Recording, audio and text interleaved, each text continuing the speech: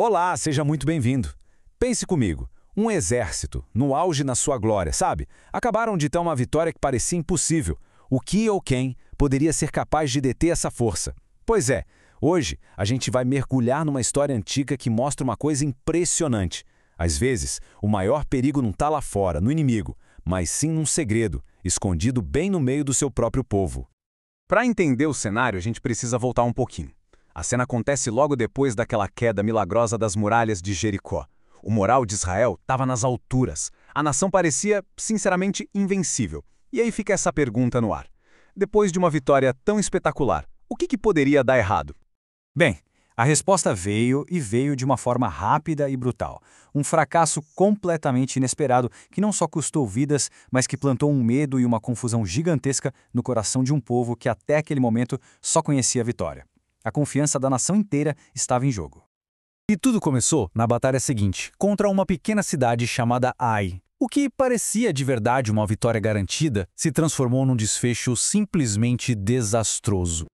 Olha, o contraste aqui é gritante, não tem outra palavra. De um lado, Jericó, uma fortaleza imensa derrubada por um milagre. Do outro, a cidade de Ai, que era vista como um alvo fácil. Eles são poucos, foi o que disseram. A confiança estava lá no alto, né? A empolgação com a vitória anterior foi tanta, mas tanta, que os líderes nem se deram ao trabalho de consultar a Deus.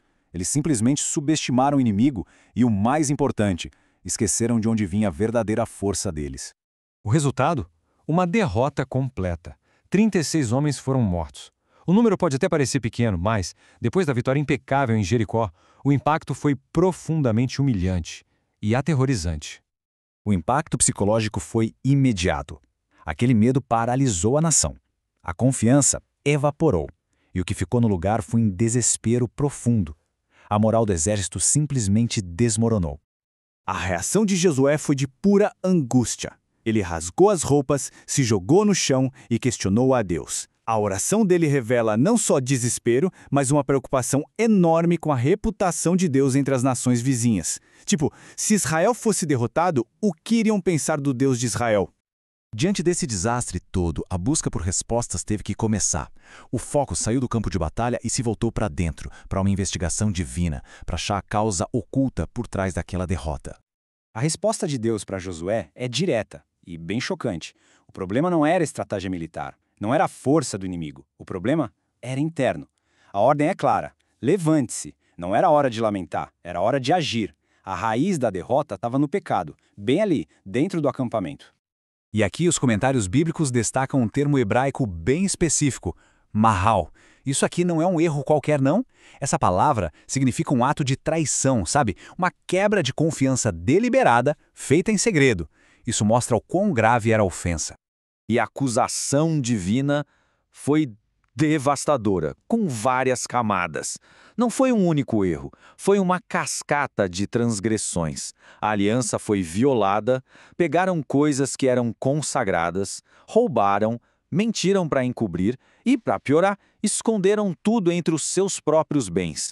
A partir daqui, a história vira quase um drama de suspense, sabe? A gente vai acompanhar o processo metódico que Deus ordenou para encontrar o culpado. O processo foi todo público, bem metódico, provavelmente por sorteio. Imagina a cena, tribo por tribo, depois clã por clã, família por família. É um processo agonizantemente lento, super tenso. E o que os comentaristas destacam é que essa lentidão toda deu ao culpado várias, mas várias chances de simplesmente se levantar e confessar. Mas não, ele ficou quieto, em silêncio, endurecendo o coração a cada passo. E, finalmente, o processo aponta para um homem, Acã. A linhagem completa dele é anunciada. Isso só reforça a precisão e a certeza da identificação divina. Não tinha mais para onde fugir. A forma como Josué fala com ele é bem notável. Ele chama Acã de meu filho, um tom paternal que, segundo as fontes, buscava uma confissão que honrasse a Deus, não só focada na punição. Era um apelo à verdade, pela glória de Deus. E aí, pressionado, Acã finalmente confessa. A admissão dele revela a natureza exata do crime e abre o caminho para as consequências terríveis que estavam por vir. Os especialistas identificam um padrão clássico na queda de Acã, sabe? Uma progressão em 4 etapas. Primeiro, ele viu. Depois, cobiçou. Aí, ele pegou. E, por fim, escondeu. Essa sequência é muito parecida com outras narrativas de tentação na Bíblia, mostrando como um simples olhar pode acabar numa catástrofe. Mas, afinal, o que foi que ele cobiçou tanto? Eram itens de um valor imenso. Uma bela capa babilônica, pense numa peça de roupa de luxo digna da realeza, além de uma boa quantidade de prata e uma barra de ouro puro. Eram tesouros proibidos, de uma beleza e de um valor incríveis. A confissão de Acã é direta, mas ela só acontece depois que ele é exposto publicamente. E o que os textos de apoio mostram é que faltava ali um arrependimento genuíno. Ele admite o fato, mas não tem sinal de um coração quebrantado. Ele ainda descreve o que roubou como uma bela capa, mostrando que talvez ainda visse o objeto de seu pecado como algo bom. A consequência foi terrível. Acã e a família dele foram levados para um vale que seria chamado de Acor, que significa perturbação. E ali eles foram executados.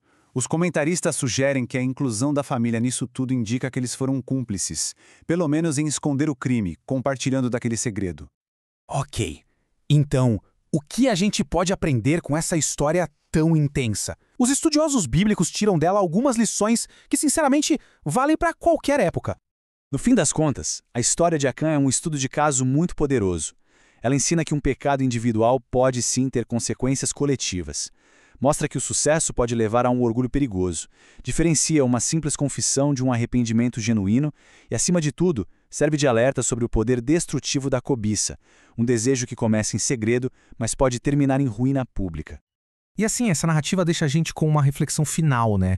O que essa história sobre um tesouro enterrado secretamente numa tenda tem a dizer sobre o peso e as consequências inevitáveis das coisas que a gente tenta esconder? É uma pergunta que continua ecoando através dos tempos.